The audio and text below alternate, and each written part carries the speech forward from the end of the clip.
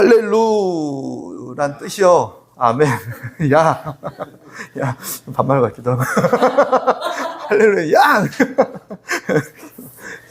교회 학교 다닐 때 많이 했죠. 할렐루, 야, 할렐루, 막 이런 거. 그 얘기가, 이제, 할렐루는요, 이렇게, 이런 뜻입니다. 너희는 찬양하라! 이런 뜻이에요. 너희는 찬양하라! 할렐루, 너희는 찬양하라! 야, 여호와 하나님을. 너희는 여호와 하나님을 찬양하라! 이런 뜻입니다. 할렐루야! 하나님을 찬양하게 될 줄 믿습니다. 찬양하십시오. 할렐루야! 그러면 이제 너희 여호와를 찬양하라! 그러면 이제 받아들이는 사람들, 아멘! 나도 찬양하고 너도 찬양하고 우리 찬양합시다! 이런 뜻으로 저희는 인사하고 있고요. 그것이 우리의 입술에서만이 아니라 삶에서 항상 고백되어졌으면 좋겠습니다. 우리 자녀들에게도 한번 소개하고 싶었어요. 할렐루야! 어떤 뜻인지. 왜 이 할렐루야를 외치고 살아가게 하시냐면 하나님께서 우리와 함께 하시기 때문에 그렇습니다.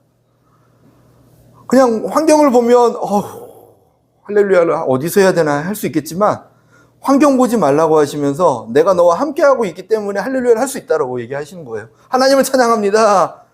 비록 환경은 아닌데 하나님이 함께 계시니까, 환경보다 크고 위대하신 하나님이 나와 함께 계시니까 할렐루야, 이런 거였죠.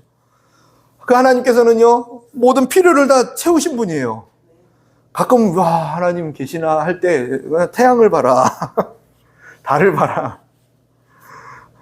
누가 그 태양과 달을 만들었겠습니까? 온 우주 만물을 누가 지으셨겠습니까? 근데 그 모든 것들을 우리를 위해서 지으셨다는 거 아십니까? 창조하실 때 우리 짓기 전에 모든 것을 준비하셨어요. 마치 아기를 낳기 전에 출산용품을 준비하는 그 부모의 마음처럼 온 우주 만물의 모든 것들, 필요한 것들을 다 준비하고 지으시고 우리를 딱 지으신 다음에 마지막에 딱 지으시고 이거 너 거니까 다스리고 정복하고 마음껏 해라 딱 말씀하시고 내가 다음날 쉬니까 너도 쉬어라 말씀하셨던 하나님이세요. 무엇을 의미합니까? 우리의 필요의 모든 것들을 채우시고 우리의 모든 삶을 다 주관하시고 다 미리 예비하시는 하나님, 그런 하나님이셔요. 우리가 찬양할 수밖에 없죠. 찬양합니다. 나는 나를 모르지만 그분은 나를 너무나 잘 알아서 채우고 계세요. 나는 내가 부족한 게 뭔지도 몰라요. 지난주에 했던 것처럼 나는 내가 부족한 것도 모르는데 하나님은 아세요. 그래서 너는 뭐가 부족하냐면 다 좋은데 혼자 있는 게 안 좋아. 그래서 내가 그게 혼자 있는 게 뭐죠? 나는 날 때부터 혼자였는데 무슨 의미인지도 모르고 어떤 건지도 느껴보지 못한 감정인데 하나님은 내 느껴보지 못한 감정과 내 경험과 생각보다 더 뛰어나시게 그게 가장 너에게 필요한 거다 하면서 한 사람을 지어주시죠. 하와를 지어주시고 보시고 심히 좋았더라 말씀하세요. 그분이 어떤 분인지 그분의 속성을 한번 배워보는 거죠. 나보다 나를 더 잘 아시는 하나님께서 나보다 나를 더 완벽하게 준비시키고 채우시는 분이시다. 그런 분이 하나님이십니다. 그리고 우리를 하나님의 형상대로 지으셨어요. 그냥 저 동물처럼 지은 게 아니라 하나님의 형상대로 하나님처럼 생각하고 하나님처럼 마음을 쓰면서 하나님과 함께 교제하고 하나님의 말을 전하며 하나님처럼 다스리고 통치하는, 그냥 보면 하나님인 거예요. 하나님. 야, 나랑 똑같다. 우리를 그런 존재로 여기세요. 물론 피조물이지만 그럼에도 불구하고 그분은 어떻게까지 여기시냐면 나의 판박, 내 아들이다. 나다. 이렇게까지 말씀하죠. 그러니까 우리로 하여금 그 모든 전제 조건을 기억하고 믿는다라면 할렐루야를 외치라는 거죠. 할렐루야, 할렐루야. 이렇게 하기를 예수님의 이름으로 축원드립니다. 그래서 우리의 인사는 할렐루야, 할렐루야, 할렐루야. 하나님께서 우리를 보시면서 이 모습을 보시면서 너무 좋으셨대요. 심히 좋으시고 또 우리는 이 모든 것을 보면서 기뻐하고 감사하고 하나님을 찬양하는 삶, 이것이 하나님께서 허락하신 삶이었습니다. 이 모든 삶을 통틀어서 이렇게 정리하고 있어요. 창세기 2장 25절에 아담과 그의 아내 두 사람이 벌거벗었으나 부끄러워하지 아니하니라 라고 기록하고 있어요. 제가 설명한 막 이것들을 딱 정리해서 딱 한 문장으로 한 거예요. 그들은 벌거벗었으나 부끄러워하지 않았다. 하나님이 보실 때는 심히 좋았다. 하나님은 심히 좋았고 우리는 전혀 부끄러움이 없습니다. 여호와는 목자의 신인에게 부족함이 없습니다. 이런 고백이랑 같은 거죠. 이런 일이었습니다. 근데 웬일인지 7절에 보니까 그들의 눈이 밝아져서 자기들의 벗은 줄을 알고 무화과 잎을 엮어서 치마로 만들었대요. 갑자기 무화과 나무 잎으로 만들어서 치마를 만들어 입었대요. 지금 이런 옷 너무 우리 귀하게 입고 있는데 그때는 옷이 없었으니까 이파리로 이렇게 만들어서 입었대요. 갑자기 세상의 것들로 자신을 가리기 시작하는 거죠. 자신을 덮기 시작하는 거죠. 자신을 보호할 수 있는 존재를 본인이 만들어야 되는 세계가 된 거예요. 하나님이 지키고 보호하시기 때문에 아무런 보호함이 필요 없었는데, 창피함도 없고 부끄러움도 없었고 수치심도 없었고 아무것도 없었는데, 웬일인지 갑자기 나를 지키고 보호해야 될, 또 나를 가리고 나의 부끄러움을 가리고 싶은 무언가가 필요하게 된 거예요. 결핍이 생기기 시작했다는 것입니다.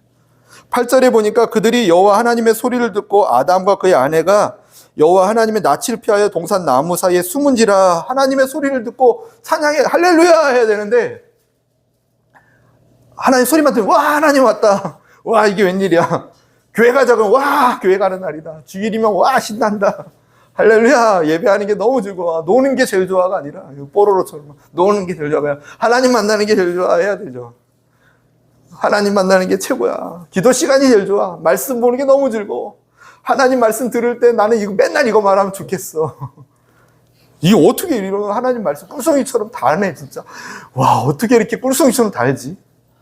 와 난 평생 이것만 하면 좋겠는데, 야 어쩔 수 없이 또 삶의 터전을 나가야 되니까 기도만 하고 말씀만 보고 하나님하고 그냥 교제만 했으면 진짜 좋겠는데, 너무 좋은 거죠. 그래야 되는데 이 아담과 하와는 그렇지 않고 하나님의 소리를 듣고 도망가서 하나님의 낯을 피하기 위해서 숨어서 나무 사이에 숨습니다. 하나님을 만나는 것이 즐겁고 기쁜 게 아니라 숨어버리는 삶이 되었다는 거예요. 두려움 때문에 그렇고 죄책감 때문에 그렇습니다. 아담과 하와가 하나님과 멀어지고 수치심, 죄책감, 두려움에 매이고 그러다 보니까 수고와 아픔과 고통과 부족함을 느끼는 삶이 되었다라는 것.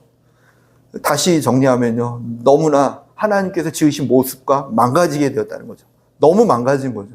내가 지은 건 이런 모습 아니었는데, 심지어는 혼자 있는 게 보기에 안 좋아서 한 사람을 붙여줬더니 오히려 이 사람을 왜 줬냐고 따지고 있는 거죠. 왜 하나님 이런 사람 주셔서 내게 힘들게 합니까? 아니 더 행복하게 해주려고 줬더니 오히려 더 힘들다는 거예요. 야, 어떻게 이렇게 엉망이 됐을까? 정말 안타까운 일이 벌어졌습니다. 그 원인이 뭔지를 오늘 3장에서 설명하고 있습니다. 첫 번째로 그 원인이 죄로 인해서 망가졌다라고 하는데, 그 첫 번째가 이런 것입니다. 어떤 죄냐면 하나님의 말씀보다 세상의 말을 좋아하는 게 죄의 어떤 싹이 되는 거죠. 6절에 보니까 여자가 그 나무를 본즉 먹음직도 하고 보암직도 하고 지혜롭게 할 만큼 탐스럽기도 한지라 기록하고 있어요. 이게 보니까 보암직도 하고 먹음직도 하고 지혜롭게 할 만큼 탐스럽게 한 나무 열매 실과래요. 뭔가 얻을 수 있다라고 생각하는 거죠. 저거면 내가 뭔가 얻을 수 있어, 내게 뭔가 유익이 되고 보탬이 될 거야 라고 생각하는데, 알고 보니까 아니었던 거예요. 알고 보니까 아닌 거예요. 죄는 그런 겁니다. 처음부터 죄의 모습으로 오면 우리 다 도망가요. 근데 죄의 모습으로 처음에 오지 않아요. 죄의 모습으로 오지 않고 어떻게 오냐면, 저게 내한테 유익이 될 것처럼 느껴져요. 도움이 될 것처럼 느껴져요. 근데 가다 보니까 잘못 왔다, 이런 거예요. 죄는 마귀의 공격이 막 우와 무섭게 오면요, 오히려 천사가 더 무섭게 생겼을 수도 있어요. 마귀가 더 예쁘게 생겼을 수도 있어요. 가서 봐야죠. 천사 보고 놀랄 수도 있어요. 우리가 어떤 고정관념이죠. 마귀는 아름답게 올 수 있어요. 아담과 하와를 죽일 수 있는 죄는요, 정말 아름답게 올 수 있다는 거죠. 근데 내가 무엇을 얻을 수 있다고 착각하기 시작할 때 보암직도 하고 먹음직도 하고 지혜롭게 할 만큼 탐스럽다 하면서 그것을 내가 취하면 좋겠다라고 느끼면서 걸어갔더니 아니었던 거예요. 오히려 그것이 지금 하나님께서 지으신 모든 것들을 엉망으로 만들어버리는, 망쳐버리는, 인생을 버려버리는 이런 안타까운 일을 만들어버린 거죠. 마치 그거와 비슷한 것 같아요. 이렇게 낚싯대에다가 미끼를 달아서 강에다 던져버렸을 때 뭐가 편하게 먹을 수 있는 이쁜 미끼가 막 이게 꿈틀꿈틀 다니잖아요. 근데 제 처남 낚시를 좋아하는데 보니까 미끼를 이쁜 걸로 고른대요. 최대한. 왜냐면 이쁜 걸로 해야지만 물고기가 잘 문대네요. 그리고 햇살에 딱 반사돼가지고 빛깔이 반짝이게 만들어주면 또 이게 더 잘 문대요. 그래서 햇살도 보고 또 이거를 잘 움직여준대요. 싹싹싹 물살에 맞게. 최대한 잘 물 수 있도록 최대한 아름답게 만들어주면 탁 물었을 때 그 물었을 때 그 촉감 잠깐 기쁘겠죠. 아, 맛있다. 그 뒤부터는 무슨 일이 일어난 줄 알고 있습니다.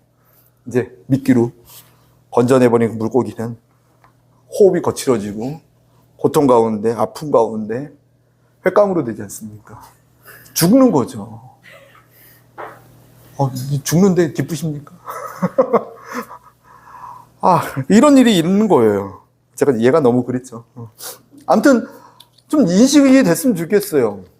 보암직도 하고 먹음직도 하고 지혜롭게 할 만큼 탐스럽기도 한지라 그게 결국 죄로 가는 지름길이 될 수 있다는 거예요. 그럼 이 판단 기준이 이게 되면 안 되고 하나님 말씀이 내게 있거나 하나님의 인도하심이 내게 있으면 그것은 죄로 안 가요. 근데 세상의 말과 세상의 지혜, 또 내 생각과 내 경험이 꽉 차 있으면 그것은 결국 이 죄로 가는 길이 된다는 거. 갑자기 죄로 오지 않아요. 4절에 보니까 뱀이 여자에게 이르되 너희가 결코 죽지 않는다 말해요. 하나님은 먹으면 죽는다 얘기하셨는데 하나님께서는 절대로 먹지 마라 하셨는데 뱀이 와가지고요. 아까도 잠깐 얘기했어요. 이 시대의 뱀이 뭘까? 마귀라고도 하지만 이 시대의 뱀이 뭘까요? 그때는 이런 스마트 기기가 없을 때니까 동물들이 최고의 스마트 기기겠죠? 그 중에서 가장 교활한 게 뭐예요? 가장 똑똑한 게 뭐냐면 뱀이었던 거예요. 그죠? 지금 이 시대는 뱀을 쓸 필요가 없어요. 우리 험에서 도망가니까. 저는 뱀 되게 싫어하거든요. 근데 가장 교활한 게 뭘까요? 스마트 기기 아닐까요? 아니면 유튜브나 어떤 매체를 지칭해서 죄송한데 뭐 그런 게 가장 교활하지 않을까요? 가장 똑똑하지 않을까요? 지혜롭지 않을까요? 그걸 통해서 우리로 하여금 세상의 말을 듣게 하고 세상의 지혜를 듣게 하고 내 생각, 육신의 생각, 자기의 소견에 매이게 만들어버리는 거예요. 보암직도 하고 먹음직도 하고 지혜롭게 할 것 같은 이 느낌이 들게 만드는 어떠한 것들. 결국 그것을 물었을 때 안타까운 일이 벌어지는 줄 믿습니다. 이 시대의 뱀이 뭔가? 저는 이 스마트폰 같아요. 잘 이용해서 복음을 전해야 되는데 그게 오히려 망가지는 일을 만든다고요. 핵심은 스마트 기기다, 뱀이다. 뱀 하나님이 지으신 너무나 아름다운 동물이었죠.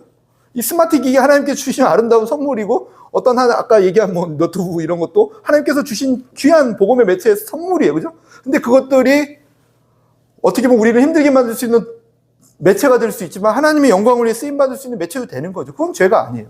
대신 그것을 통해서 들려오는 소리가 무엇인지를 분별할 수 있는 힘이 있어야 되는데 하나님의 말씀을 듣는 도구가 된다면 우리에게는 정말 덧없는 이 시대와는 다른 어마어마한 능력을 가진 사람이 될 거예요. 하나님 말씀 너무 쉽게 접하니까. 얼마나 좋습니까? 눈이 침침해서 안 보이는데 밤에 말씀을 틀어놓고 좀 자요. 그러면 한 3장이 안 돼서 잠들어 버려요. 잠들면서 말씀 듣고 자는 거죠.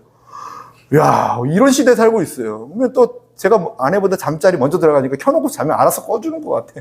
너무 행복한 시대에 살고 있어요. 얼마나 좋습니까? 불면증이라뇨. 세 장을 못 넘기겠어요. 물론 불면증으로 앓고 계신 분들께 죄송한 말이지만 하나님 말씀이 너무 쉽게 들을 수 있는, 너무 쉽게 접할 수 있는 세대에 살고 있어요. 또 세대가 아니더라도 그냥 옆에 383만 넘어가더라도 이거 하나를 가질 수 없는 곳이에요. 하나님 말씀 하나를 들을 수 없는 그곳이에요. 우리나라 민족 하나님께서 언제든지 마음만 먹으면 하나님 말씀을 접할 수 있는 이 멋진 세상, 이 은혜로운 세상을 살고 있는데 그 은혜로운 세상에서 하나님 말씀을 듣는 게 아니라 세상의 말을 듣게 된다라면 이 아담과 하와처럼 정말 안타까운 일이 벌어지게 되는 거죠. 저와 여러분이 하나님 말씀이 꿀송이처럼 달아지고 그것이 얼마나 중요한지가 느껴졌으면 좋겠어요. 오늘 이때. 왜냐하면 그게 그냥 아무것도 아닌 게 아니라 그 열매가 어마어마해요. 하나님께서 만든 인생이 다 망가져버려요. 처음부터 이렇게 세게 온다면 우리가 긴장하겠죠. 근데 처음은요, 너무 그냥 보암직도 하고 아름답고 하고 시간에 유익이 하고 얼마나 좋습니까? 여가 생활에 얼마나 좋습니까? 잠깐 짬나는 시간에 보고 있는 그런 게 아니에요.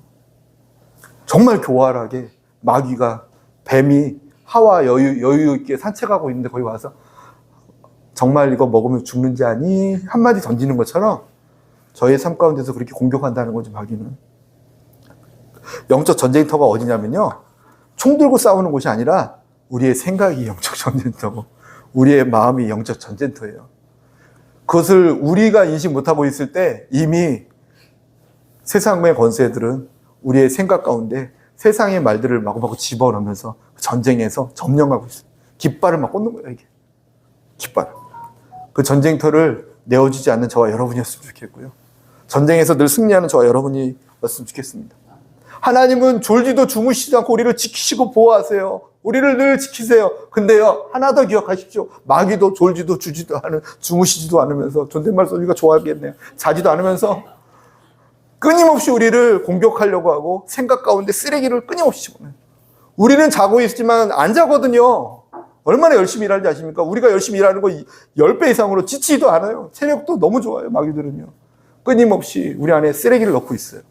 성령의 생각과 성령의 마음으로 지키고 보호하시는 하나님의 은혜가 없다면요, 쓰레기장이 돼버립니다. 강도소굴이 돼버립니다. 그래서 우리의 생각이 전쟁터인지를 알면서 베드로전서 5장 8절 말씀에 근신하라 깨어라 너희 대적 마귀가 우는 사자와 같이 두루 다니며 삼킬 자를 찬란히 이루어가고 있어요.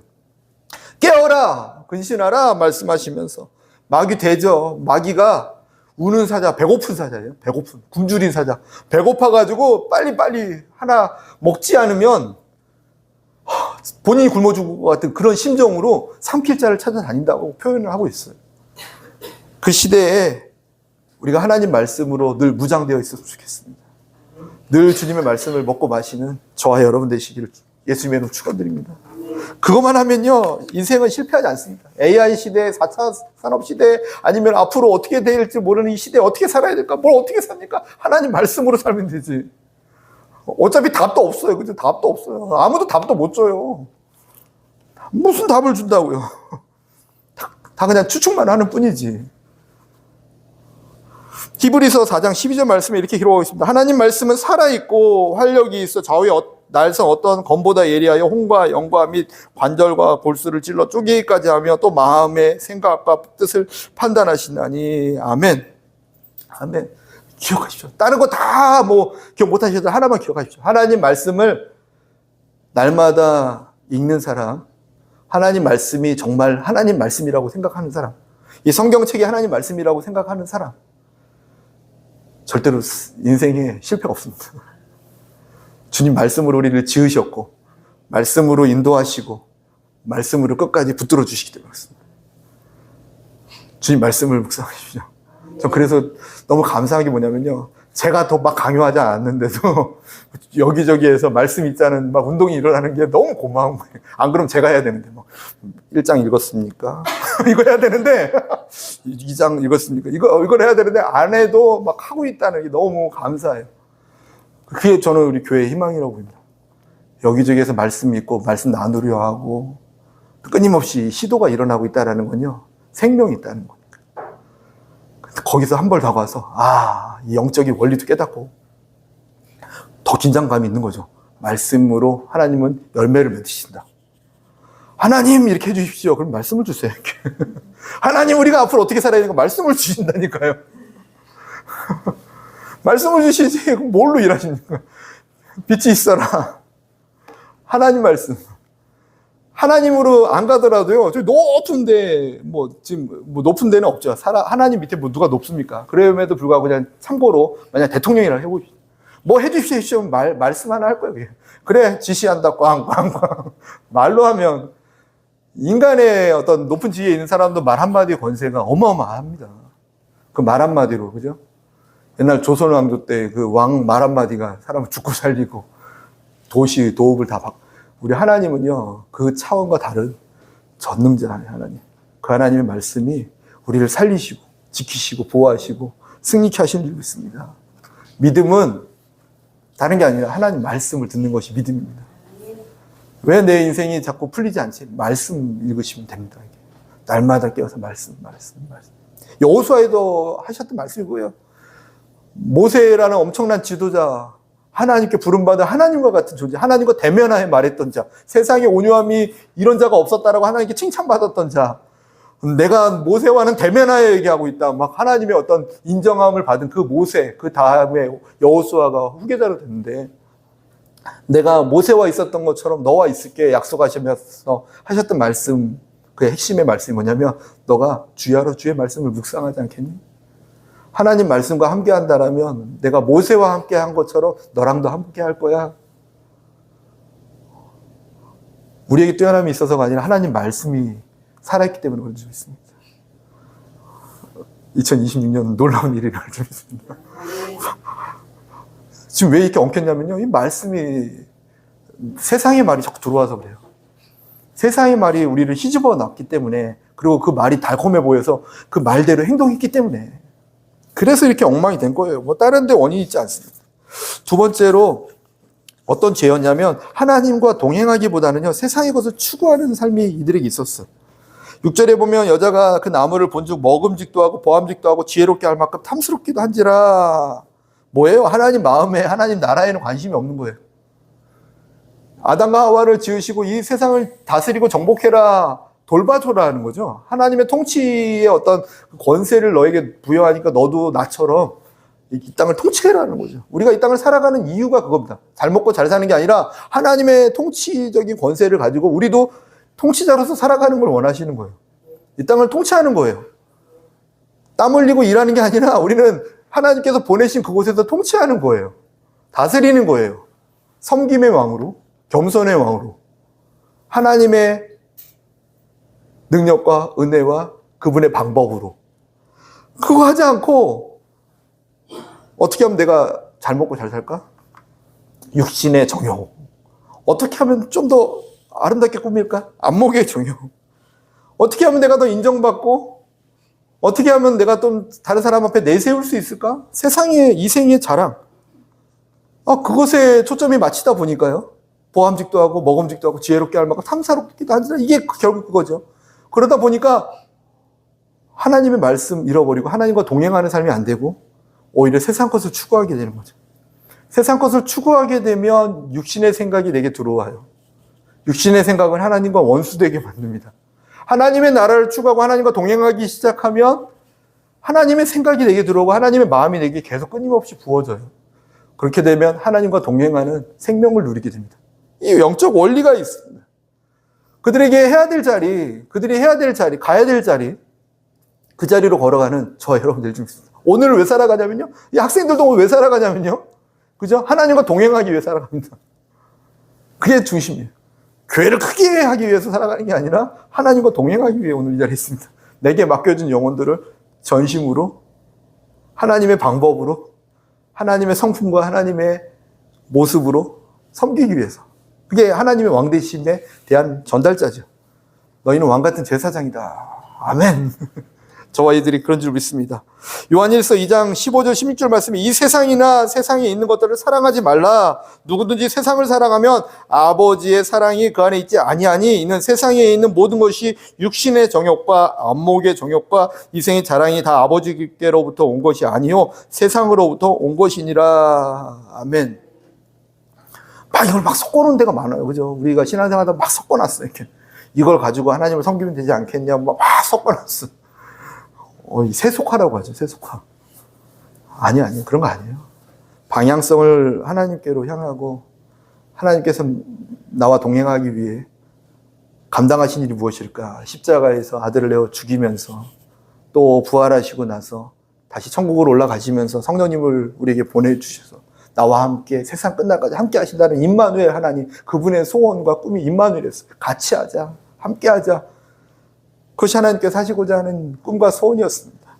그것을 집중하며 살아가기 시작할 때 하나님께서 지으신 모습을 유지하며 하나님께 할렐루야 찬양하며 살아가게 될 줄 믿습니다. 그렇지 않았을 때 엉클어진 거예요. 죄는요 갑자기 만들어지는 거 아닙니다. 성령의 열매도 갑자기 만들어지는 게 아니거든요. 이렇게 하나님 말씀과 하나님과 교제 관계 속에서 천천히 열매가 자라는 거, 사과가 자라는 것처럼 처음에 요만했다가 저 사람이 처음엔 요만큼 인내하는 사람이고 요만큼 다른 사람에 대해서 긍휼함을 느끼는 사람이고 기뻐하는 사람이 이랬는데 점점 자라는 거거든요. 이렇게 말씀과 기도와 하나님과 관계 속에서. 죄도 그래요. 죄도 처음부터 막 이만한 죄를 짓는 사람이 없어요. 아담과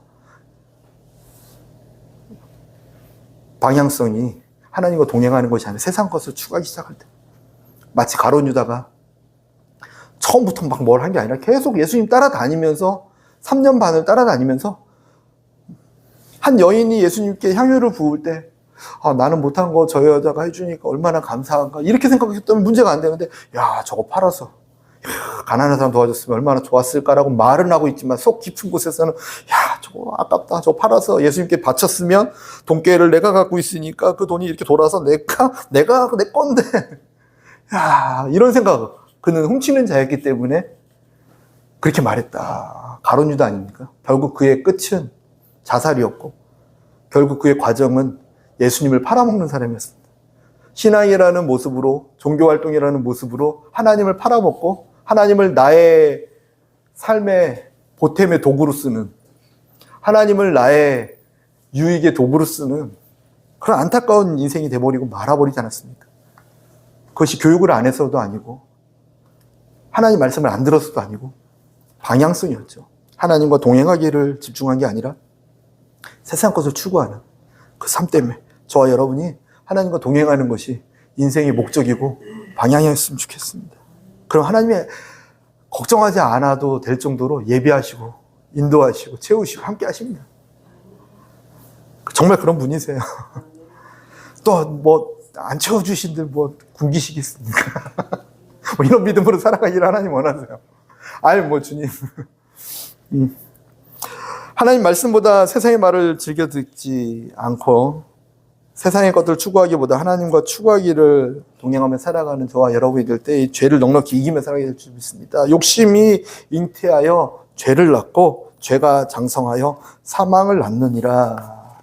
이렇게 기록하고 있어요. 죄 지고 나면 이미 그 죄의 열매가 막 들어오죠. 근데 미리 좀 초기에 잡는 게 좋아요. 아, 내가 어디에 지금 초점을 맞추고 있지? 욕심을 어디다 부리고 있지? 거기서 잡으면 되게 좋아요. 저는 이게 설계를 8년 했었어요. 제품 설계. 그 중에 엑스레이 장비 설계한 적이 있고, 리모컨 설계한 적이 있고, 휴대폰 배터리 설계, 노트북 설계한 적이, 이게 설계를 했었어요. 근데 설계를 쭉 할 때는 이제 컴퓨터로 제가 CAD를 써서 2D, 3D CAD를 써서 막 설계를 해요. 설계를 한 다음에는 고치기가 너무 쉬워요. 제가 그냥 이 도면만 딱 하면 돼요. 근데 뭔가 잘 때 찜찜해요. 이 부분이 설계가 제대로 안 된 거예요. 근데 귀찮아가지고 쭉 내보내요. 현장에, 공장에, 금형 공장이나 딱 내보내요. 딱 내보내요. 아, 괜찮겠지. 저는 알아요. 이 부분 찜찜했는데 아니나 달라. 공장에서 딱 이게 금형을 만들어서 딱 찍어서 나오는데 안 맞으면 아차. 설계 미스. 그때는요, 도면 하나 10분 동안 고치는 게 문제가 아니라 공장에서 한 20, 30명이 투자돼서 전문 용어를 쓰면 용접해야 되지. 뭔가 이게 막 정신, 그래, 그때만이라도 고치면 또 다행인데, 그걸 또 적당히 해가지고 또 너무 나갈 수가, 생산까지 딱 가버리면 이게 AS 센터부터 뭐 난리가 나는 거예요. 설계자의 양심이었죠. 어쩔 수 없었어. 그 AS 센터가 해야지 막 충분히 속일 수 있어요. 다 커버할 수 있어요. 근데 알아요. 이 깊은 곳에. 설계한 사람은 알아요. 심하고. 설계자의 모습은 그렇죠. 우리 인생도 처음 방향이 엉클어진 부분, 말씀과 하나님과의 관계 속에서 처음에 잡기는 편할 수 있어요. 여기서 잡아지면 늘 말씀과 또 주님과 함께 살아가는. 그러면요, 이게 고치기가 쉬울 수 있어요. 근데 삶의 열매가 막 뻥뻥 터진 다음에 막 여기서 이런 일 저런 일, 어이구, 정신 없을 거예요. 네, 그런 일 안 오기를 당부드리고 부탁드리고, 이미 그런 일이 있어도 두려움도 없는 이유가 있습니다. 왜냐하면요, 하나님의 은혜와 사랑으로 우리를 회복시켰기 때문에 그렇습니다. 아담과 하와는 죄책감으로 수치심 때문에 무화과 나무 잎으로 치마를 만들고, 치마 만들기 얼마나 어려웠을까요? 한 번도 본 적도 없는데 우리는 맨날 옷을 봤지만 뭐 어떻게 갈아야 될까?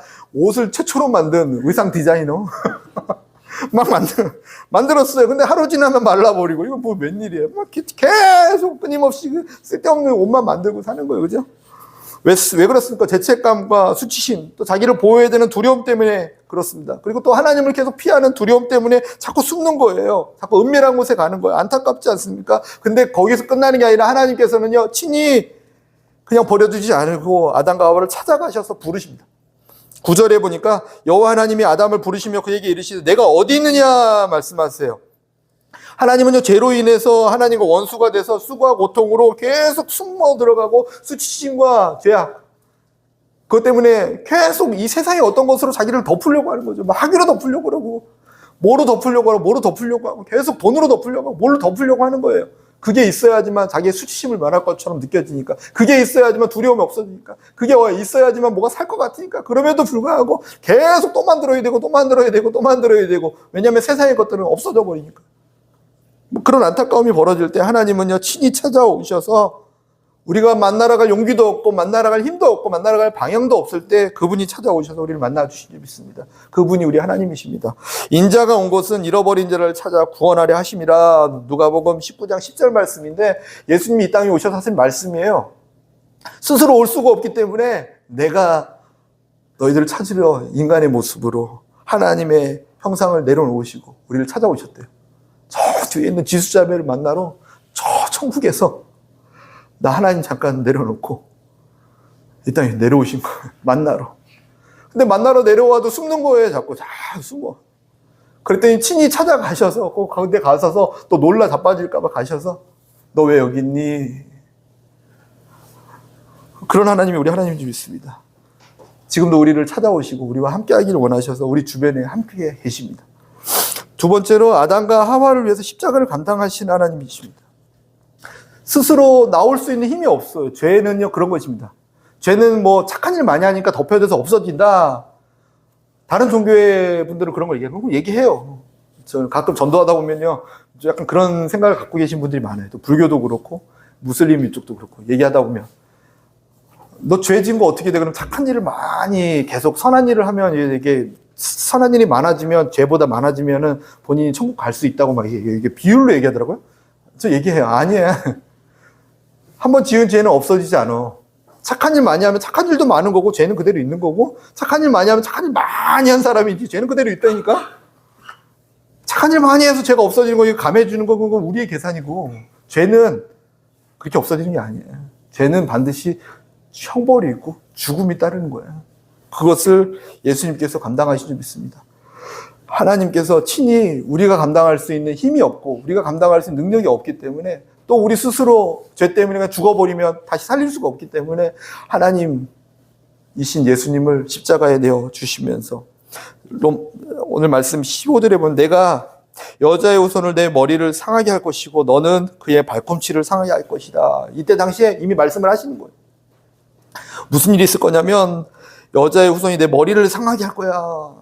사단의 권세, 우리로 하여금 겁박해서 죄로 노예로 살게 만드는 그 사단의 권세, 그 권세를 다 무너뜨리고 그는 너의 발꿈치를 상하게 하고 십자가에 달려 죽는 예수님을 의미하시죠. 이미 그 일을 계획하시고 실행하시고 약속하신 줄 믿습니다. 이게 어디 잡혀 끌려가가지고요, 영화 보면 막 그런 거 있잖아요. 막 어딘가 막 갑자기 납치돼가지고 검정색 차에 타가지고 끌려가서 갔더니 눈 떠보니까 여기 녹색 테이프 붙여있고 밧줄에 매여있고 막 엄청 두들겨 맞고 죽어가는 이런 노예처럼 끌려가서 막 있는 삶이에요. 근데 그 삶을 해결하기 위해서 저쪽에서 마동석이 갑자기 막 문을 부시고 와가지고 다 해결해주고, 우리 예수님이 그 일을 행하신 줄 믿습니다. 십자가에서 자신의 몸을 찢으시면서. 세 번째로 아담과 하와에게 가죽옷을 지어 입혀 주셨습니다. 이게 오늘 모든 어떤 하나님께서 하신 일에 대한 함축적인 의미가 있죠. 벌거벗었으나 부끄러움이 없었다. 그럼에도 불구하고 이들은 다시 죄 때문에 부끄러워하고 두려워하고 수치심과 죄책감에 어떻게 할 줄 모르는 그 상황 가운데서 하나님께서 친히 동물을 죽임으로 예수 그리스도를 십자가에 달려 죽게 하심으로 그의 가죽으로 예수 그리스도의 은혜로 우리를 덮어주셨습니다. 예수님의 희생으로 우리를 덮어주신 줄 믿습니다. 그 옷이 우리에게 있는 줄 믿습니다. 예수 그리스도의 은혜가 우리에게 있는 줄 믿습니다. 네, 어디 가시죠? 형제님. 갈라디아서 3장 27절 거의 끝나갑니다. 갈라디아서 3장 27절 말씀에 누구든지 그리스도와 합하기 위하여 세례를 받은 자는 그리스도의 옷을 입은 자니라, 입었느니라. 이때도 비유로 말씀하죠. 그리스도의 옷을 입었다. 하나님과 합하기 위하여 하나님 영접하는 사람들, 예수 그리스도를 영접하는 사람들, 이 십자가의 은혜를 믿고 의지하는 사람들에게 하나님께서 하신 일은요, 그리스도의 옷을 입혀주셨다 말씀하세요. 저와 여러분이 그 옷을 입은 줄 믿습니다. 두려워할 이유가 없는 거예요. 예수 그리스도의 옷을, 우리의 가죽옷을 입혀주셨습니다. 세상의 것으로 우리를 덮을 수 없어요. 그것을 덮는 게 아니라 하나님께서 덮여주신 예수 그리스도의 옷으로 우리가 덮여져서 그것을 입고 살아가는 일이 있습니다. 세상에서는요, 이 옷이 없기 때문에 무화과나무 잎만 입고 있기 때문에 계속 돈을 덮어야 된다, 명예를 덮어야 된다, 권력을 덮어야 된다, 뭘 덮어야 된다 얘기하고 있어요. 근데 우리는 그렇게 똑같이 얘기하는 게 아니라, 아니 그거는 금방 없어지지만 하나님께서 친히 가죽옷을 지어 입혀주신 그 옷을 입고 있어. 나는 그리스도인이면 돼. 그리스도인으로 살아가고 있어. 나는 예수님께서 나를 지키고 보호하시고 나와 함께 하셔. 가죽옷은 또 내 몸에 지니고 함께 하는 거죠. 성령님께서 우리와 함께 하고 계신 줄 믿습니다. 다시금 죄에 넘어지지 않도록, 다시금 우리의 생각과 마음이 빼앗기지 않도록 성령님께서 우리와 함께 계신 줄 믿습니다. 목동들이 양의 머리에 이렇게 기름을 발랐대요. 이렇게 기름을 이렇게. 양들의 습성이 서로 인사하고 친하면 막 머리를 서로 막 비빈대 이렇게 막. 근데 세균들이나 뭐 이게 진딧물이나 이런 것들이 놓여지면 머리에 놓여진대요. 그러면 그 병충해 때문에 막 양이 고통스러워 힘들어한대요. 이렇게 병충해가. 근데 양의 습성이 또 머리 비비면서 인사하니까 서로 막 계속 전하는 거예요. 막 한 마리만 여기에 병들면 다 때로 다 죽어버리는 거예요. 죄랑 똑같지 않습니까? 죄의 습성. 죄가 있으면 죄를 막 전해버리면 다 망가져요. 근데 머리에다 기름을 발라버리면 병충해를 여기다 놨지. 알이나 병충해 같은 것도 놓지를 못한대요. 나도 미끄러지고 나도 있을 수가 없대요. 죄악의 것들이 올 수가 없대요. 서로 비비면 서로 미끌미끌거려서 우리가 하나님의 양으로서 하나님의 성령의 기름을 우리에게 발라주시 믿습니다. 세상은 아무리 험하고 아무리 부패하고 아무리 난잡하다고 하도 그거에 맞서 싸울 게 아니라 성령께서 나와 함께 계시니까, 나를 덮고 계시니까, 가죽옷을 덮어 입힌 것처럼 또 양에게 기름을 바르는 것처럼 나와 함께 하시니까 나는 그분으로 말미암아 삽니다. 나는 그분과 함께 살아갑니다. 나의 하나님 감사합니다. 그렇게 살아갈 때 하나님 기뻐 받으시는 영광의 삶이 될 줄 믿습니다. 우리를 보시면서 그러면 하나님이 와 힘이 기쁘다.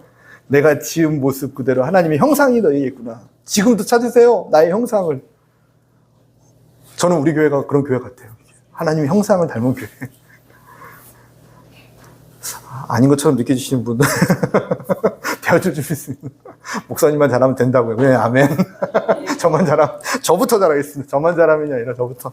그럴 때 하나님 형상 회복하는 날 하나님 기뻐 받으시고 심히 기쁘시고 아 기쁘다. 기쁨이 우리에게 임하면 우리는 또 할렐루야 주님이 하셨습니다. 우리는 비록 죄로 갔지만, 우리는 비록 세상에 빠졌지만, 우리는 넘어져서 마귀의 종으로 살았지만, 저주 가운데 살았지만 하나님께서 십자가에서 아들을 죽이심으로 이 모든 것을 하신 은혜, 그 희생 너무 감사합니다. 은혜는요, 이 희생이 있어요. 희생.